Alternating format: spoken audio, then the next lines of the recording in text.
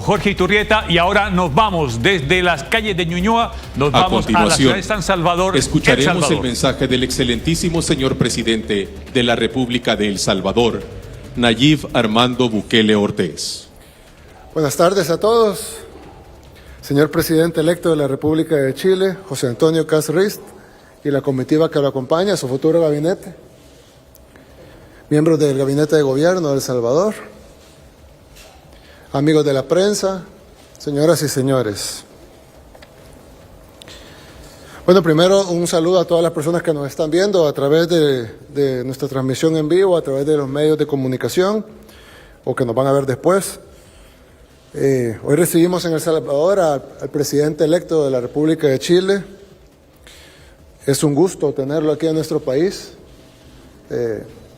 Seguimos muy de cerca su trayectoria y estamos muy contentos que sentimos que Chile ha tomado el rumbo correcto al elegirlo. Quiero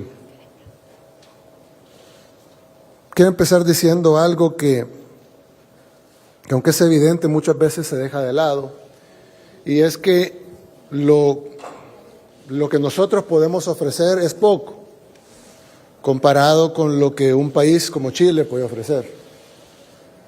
Chile es un país que nos lleva muchos años de ventaja, décadas probablemente, en casi todos los temas. Nosotros quisiéramos ser como Chile en muchas cosas. Y es un país que nos lleva muchos años en temas de desarrollo, en temas de educación, en temas de salud. Bueno, incluso hablábamos en cosas tan pequeñas como botar basura en la calle y ese tipo de cosas, temas de civismo. Tenemos muchísimo que aprender de Chile y de los chilenos. Nosotros no pretendemos venir a decir cómo deben hacerse las cosas cuando somos un país mucho más pequeño que tenemos muchos años detrás de Chile. Sin embargo, nosotros éramos el país más peligroso del mundo. No es el problema grave de seguridad que tiene Chile ahorita, no, era, no sé exactamente cuántas veces, pero más de 10 veces peor. Era el país más peligroso del mundo. Y hicimos, yo digo que todo viene de la gracia de Dios, pero para los que no crean en Dios, podemos mostrar los pasos y las cosas que hicimos, y funcionó. Y pasamos de ser, y esto es creo que indebatible, pasamos de ser del país más peligroso del mundo al más seguro de todo el continente. Y primero Dios, vamos a llegar a ser el más seguro del mundo. Y Chile ahora tiene un problema de inseguridad. Entonces, si nosotros podemos aportar nuestra experiencia, lo que nosotros hemos hecho acá, que sabemos que hay muchas diferencias en temas legales, temas del tamaño del problema que tienen ustedes, no se compara al tamaño del problema que teníamos nosotros. Sabemos que hay diferencias de institucionalidad, diferencias de leyes, una constitución diferente.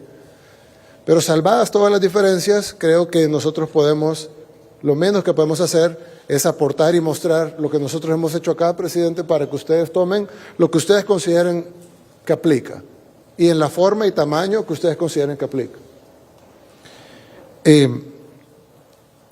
Sin embargo, hay otra cosa que quisiera decir, y es que cuando el problema empieza, generalmente hay muchas voces que dicen, no se preocupen, todo está bien, no va a pasar nada, o no está pasando nada, perdón. Y empiezan a minimizar el problema. Nos pasó a nosotros. Cuando el problema de las pandillas se inició en los 90, yo recuerdo que yo era un niño, pues un jovencito, pero yo recuerdo que la gente decía, no, solo son jóvenes que pues hacen su desorden. No eran todavía pandillas asesinas. Eran, digamos, grupos de las comunidades que se formaban, eran una cultura importada de los Estados Unidos, pero no era un problema de homicidios todavía. Cuando empezaron a matar, la gente empezó a decir, cuando te piden dinero hay que darles porque si no te matan, pero si les das no te matan. Y poco a poco, después, cuando empezó a convertirse en un problema grande de homicidios, decían, no, solo es entre ellos, es pleitos entre pandillas. La población que no es pandillera y que no se mete con ellos, no tiene problemas. Y así fue, creciendo el cáncer, creciendo, hasta que nos convertimos en el país más inseguro del mundo. Y ahí se fue indiscriminado, morían salvadoreños de todo tipo. Yo me imagino que hace 25 años, cuando inició este problema, o 27, 28 años, cuando inició este problema, se pudo haber resuelto con una medicina mucho más suave que con la que tuvimos que hacerlo nosotros 2 décadas y media después. Pero en ese tiempo no lo hicieron.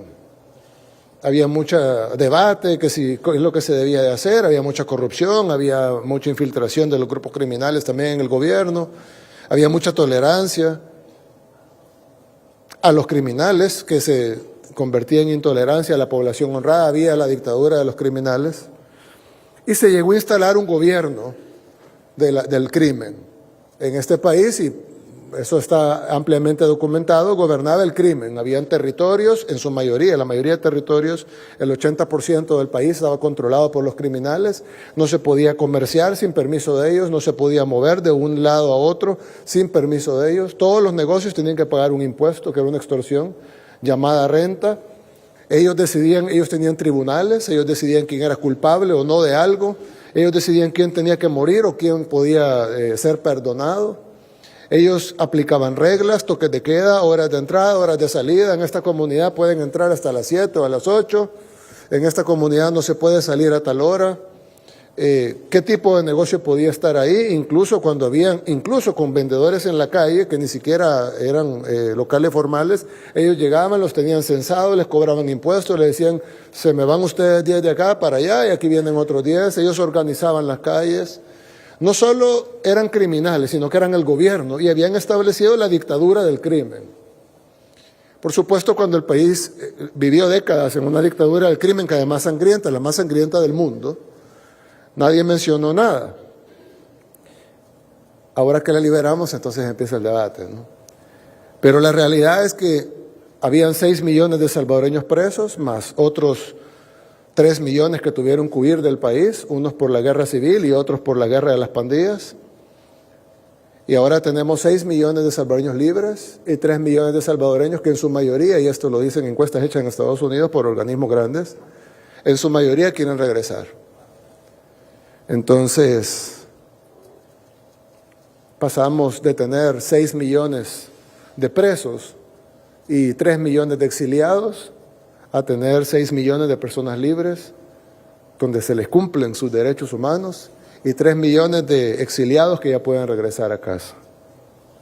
Lo digo esto no solo para contarles lo de El Salvador, sino como una advertencia de lo que puede pasar en un país que deja que sus fenómenos criminales sigan creciendo y creciendo y creciendo, bajo el auspicio de supuestos derechos humanos, que no son derechos humanos realmente, porque si no se preocuparían por la gente en general, sino que solo son los derechos de los delincuentes. Dicen que el que perdona al lobo sacrifica las ovejas. Es una decisión que se debe tomar, si se perdona al lobo o no se perdona al lobo, pero las consecuencias no se pueden obviar. Si uno perdona al lobo, está sacrificando a las ovejas.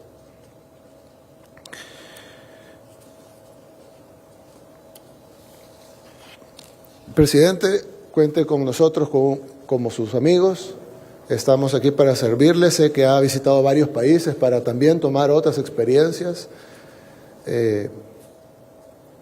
Y me parece acertado. Usted ha visitado varios países, se ha reunido con muchos líderes, está sacando lo mejor de cada cosa y al final hacemos votos para que su gobierno sea el mejor que haya tenido Chile. Muchas gracias, que Dios los bendiga.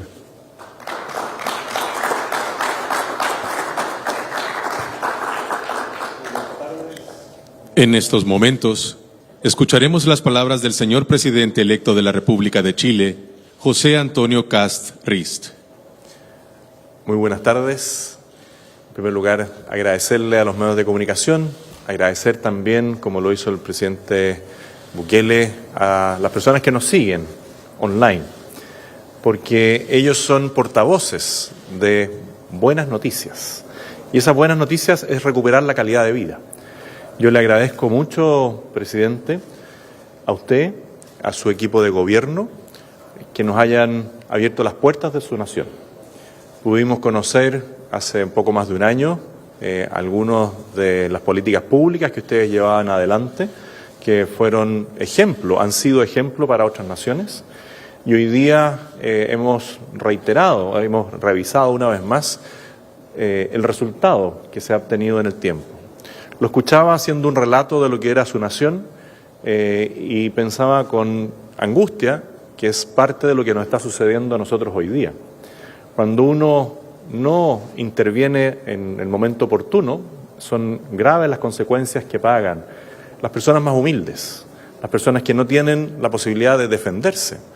Porque aquellos que tienen recursos siempre van a tener la alternativa de irse del país, de tener más medidas de protección, pero son las personas más humildes, las personas que viven en los sectores más alejados muchas veces del centro urbano, los que comienzan a sufrir con el terrorismo, con la delincuencia, con el crimen organizado.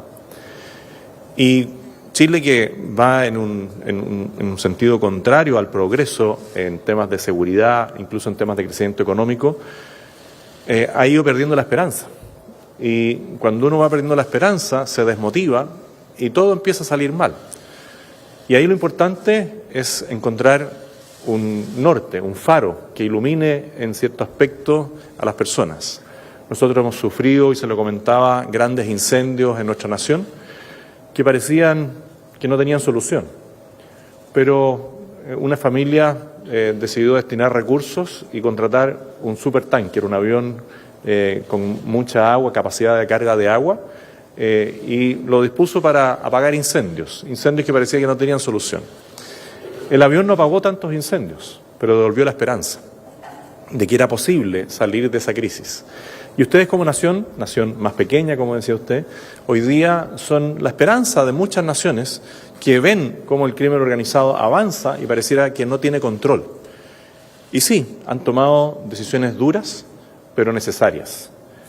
Nosotros hemos visto sistemas penitenciarios en distintos países y el sistema penitenciario que uno ve que a muchos medios de comunicación comunican de El Salvador es solamente el SECOT, pero no hablan de la rehabilitación de personas que han cometido un solo delito.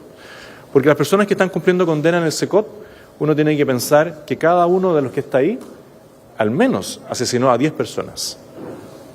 Por lo tanto, si hay 20.000 personas o 18.000 personas en el SECOT, multiplíquelo por 10. Y eso es más pérdidas de vida humana a veces que en una guerra civil. ¿Y es duro? Sí, pero es necesario. No necesariamente nosotros tenemos que hacer lo mismo, porque las condiciones son distintas. Pero también es importante destacar lo que vimos ayer en la noche, que habían personas en el sistema de cero ocio que tiene una recompensa para cada uno de esas personas que infringieron la ley, que es que por cada día de trabajo tienen 2 días menos de condena. Y usted nos decía, este es un sistema penitenciario que tiene una parte dura, pero también tiene una parte de rehabilitación y que las cárceles para delitos comunes tienen rehabilitación incorporada y vemos cómo esas personas que han infringido la ley colaboran en la confección de los artículos que van a recibir los jóvenes para su educación, que contribuyen a limpiar la ciudad. Quiero felicitarlo de paso por la limpieza de la ciudad y del país, porque me tocó hoy día poder sobrevolar gran parte de la ciudad y no es que solamente la avenida principal esté limpia, sino que la ciudad completa empieza a emerger de una manera distinta, porque de nuevo dicen, si yo trabajo, mi trabajo va a reportarle a mi familia, no a la delincuencia. Mi esfuerzo va a rendir frutos, mi esfuerzo en los estudios, mi esfuerzo en el trabajo.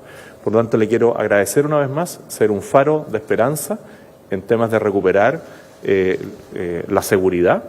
En temas de seguridad, nuestra ministra tiene un tremendo desafío en el Ministerio de la Seguridad.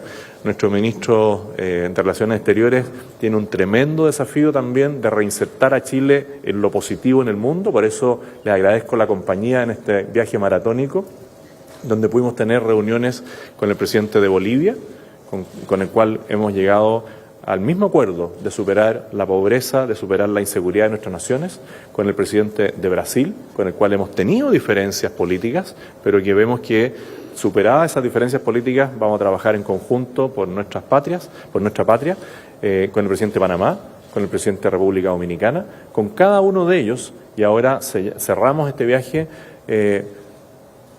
con la visita que hemos podido hacer acá, donde aprendemos mucho. Tenemos el orgullo de decir que su ministro de Defensa conoció la escuela matriz de la Armada en Chile. Le queremos extender una invitación también a que vuelva a esa escuela matriz. Sentimos mucho la pérdida de su jefe de policías, que también conoció nuestra patria. Queremos generar vínculos de colaboración en lo que nosotros podamos aportarle en temas de tecnología minera, en temas de educación, en temas agrícolas, pero también queremos pedirle la colaboración a ustedes en temas de mejorar nuestro sistema penitenciario, en conocer mejor su sistema de derecho penal, no necesariamente, como decía usted, haciendo lo mismo, sino que de acuerdo a nuestra realidad poder perfeccionar siempre en las miras de mejorar la calidad de vida de nuestros compatriotas. Así que le agradezco mucho la posibilidad de haber visitado una vez más su nación, de extenderle la invitación a nuestra patria en el momento que se den las condiciones y que usted lo estime oportuno, generar vínculos de colaboración, porque somos naciones hermanas, y decirle que son un faro dentro de un mundo agitado por el crimen organizado, y que tenemos ahora nosotros mucho que aprender de ustedes. Muchas gracias. Ahora abrimos la oportunidad de la prensa para preguntas. Canal 13 de Chile. Presidente Bukele, ¿cómo está? Muy buenas tardes, presidente electo. Estamos transmitiendo en este minuto a través de nuestro canal de noticias T3 en vivo y le queríamos preguntar, presidente Bukele, primero si usted estaría dispuesto a recibir a presos del Tren de Aragua en su cárcel, presos que actualmente están en Chile, si eso fue parte de las conversaciones que tuvieron con el presidente electo, y me tomo de las palabras también del mandatario electo cuando le dice que lo esperan en nuestro país. ¿Usted va a asistir el 11 de marzo al cambio de mando? Gracias. Bueno, no hablamos de eso y no quisiera comentar sobre hipotéticos. No lo hablamos en nuestra conversación. Con el tema de la toma de mando nos encantaría, claro que sí, pero el presidente me decía que habían otras opciones de visita, que incluso con un tema sentimental ahí muy importante, que creo que pudiera ser más interesante. Igual sería en los próximos meses. Entonces definitivamente sí queremos visitarlos. Tal vez, no sé si para la toma de mando sea el mejor día o sea mejor en la próxima fecha, pero sí primero día vamos a ir a Chile. Para complementar y volver y reiterar, cualquier persona que cometa un delito en Chile va a pagar su condena en Chile. Y una vez que haya dado cumplimiento a la condena que le corresponda, de acuerdo al nivel de gravedad del delito, va a ser extraditado al país de origen. Nosotros queremos darle la certeza a nuestra nación de que los delincuentes van a pagar por los crímenes que han cometido. Le hemos señalado a aquellos que están prófugos de la justicia que se entreguen antes de que lleguemos al gobierno, para no tener que gastar recursos en ir a buscarlos y ocupar esos recursos para cumplir las metas sociales que tenemos que cumplir.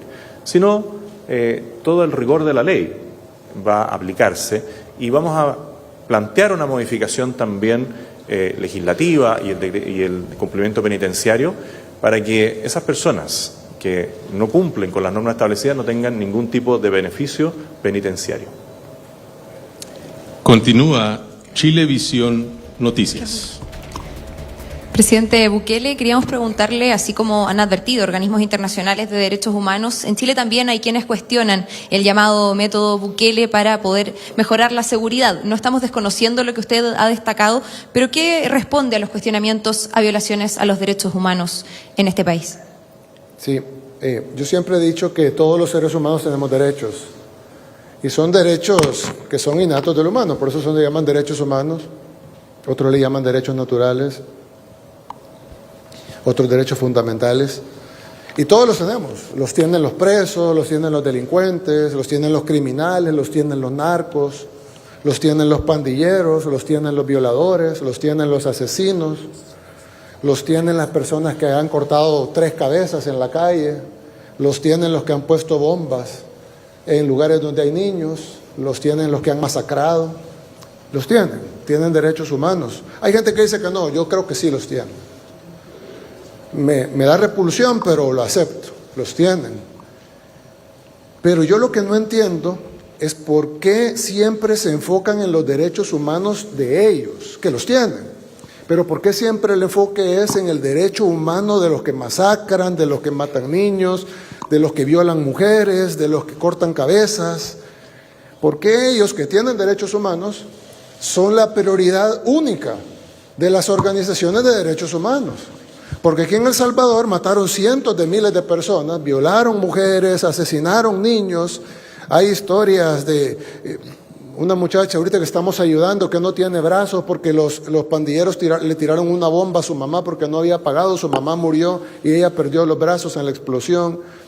Una abuelita que le cortaron las manos porque no había pagado y ahora la señora no tiene manos y sigue trabajando para sacar su vida adelante. Y nadie vio por los derechos de ellos. Cientos de miles de salvadoreños murieron y si nos vamos a otros países pues serán millones.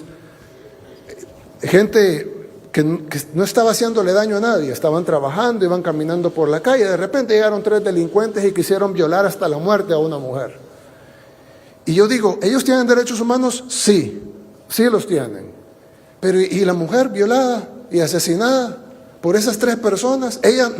Ninguna organización de derechos humanos llegó y dijo, miren, ustedes deben de dejar de violar, deben de dejar de matar, nosotros vamos a intervenir o vamos a gastar nuestros miles de millones de dólares que nos dan para funcionar, para tratar de evitar que esto pase. No, mientras eso está pasando, las organizaciones de derechos humanos callan. Ahí no dicen nada. Pero no vaya a ser que venga el gobierno y agarre a esos 3 sujetos y los meta en la cárcel y están comiendo bien los niños y les están dando la medicina y tienen el colchón, no tiene colchón el pobrecito, hay que ponerle un colchón. Y lo peor es que estas personas que tienen derechos humanos, de acuerdo, y por eso reciben comida y atención médica, etcétera, pero de repente la gente viene y dice, mire, pero ¿y solo eso le va a dar de almuerzo? ¿Por qué tiene tan poca proteína? Y usted sabe lo que come el salvadoreño normal, un salvadoreño de escasos recursos, ¿qué comerá él? Y a él le tenemos que decir, mire señor, usted me va a pagar más impuestos para que los que mataron a su hija coman mejor. Entonces, lo que está sucediendo es que, claro, todos los criminales tienen derechos humanos, pero ¿cuál debe de ser la prioridad para el Estado? Los derechos humanos de la gente trabajadora, de la gente honrada, de la gente decente, de la gente que no mata, de la gente que no viola, o los derechos humanos de los violadores, de los asesinos. Entonces nosotros hemos priorizado los derechos humanos de la gente honrada. Y luego vemos, por supuesto, los derechos humanos de los asesinos.